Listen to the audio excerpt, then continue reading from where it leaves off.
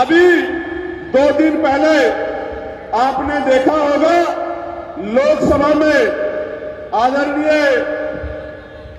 वित्त मंत्री जी निर्मला सीतारमण जी ने जब मेरी लोकसभा के उठाए सवालों पर जवाब दिया तो उन्होंने मेरे बारे में कुछ टिप्पणी की।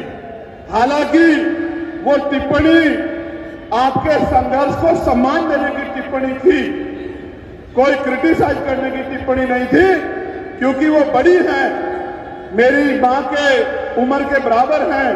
बड़े सम्मान से मैं उनको ये कहना चाहता हूं कि उनके कहने के बाद मैंने महात्मा विदुर को पढ़ने का काम किया। महात्मा विदुर को मैंने पढ़ने का काम किया तो महात्मा विदुर के कुछ किस्से मुझे मिले। एक किस्सा मैं आपके सामने रखना चाहता हूं कि क्यों मैं महात्मा विदुर नहीं हो सकता। उसका कारण यह है कि एक बार महाकाव्य महाभारत में जब द्रौपदी का चीरहरण हो रहा था, दुर्योधन के इशारे पे दुशासन चीरहरण कर रहे थे, तो पूरी सभा बैठ के तमाशा देख रही थी। अकेले महात्मा विदुर ऐसे व्यक्ति थे, मैं उनके न्यायप्रियता की दाद दूंगा, जिन्होंने विरोध किया और दुर्योधन को चेतावनी दी कि दुर्योधन ये पाप मत करो, ये पाप आपकी राज्य की सत्ता को निस्ता नाबूद कर देगा।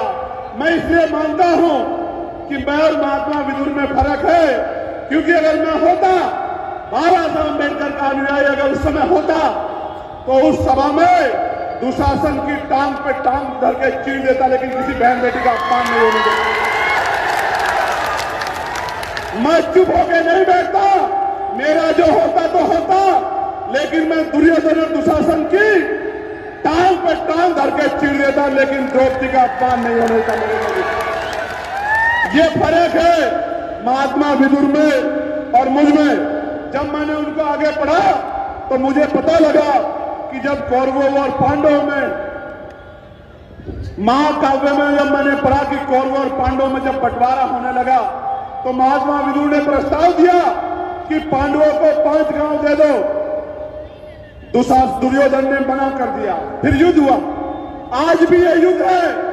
मैं भी आपके अधिकारों के लिए सत्ता से लड़ रहा हूं कि मेरे भाइयों को, मेरी मां को, मेरे बच्चों को, मेरे बुजुर्गों को, इन दलित, पिछड़े, आदिवासी, मुसलमानों को 85% बहुजन समाज के लोगों को अधिकार दे दो। तो ये सरकारें देना नहीं चाहती। आज भी युद्ध होगा। उस समय युद्ध तलवार भालों से होता था, बंदूकों से होता था। आज का युद्ध बटन दबा के होगा, वोट की ताकत पे होगा।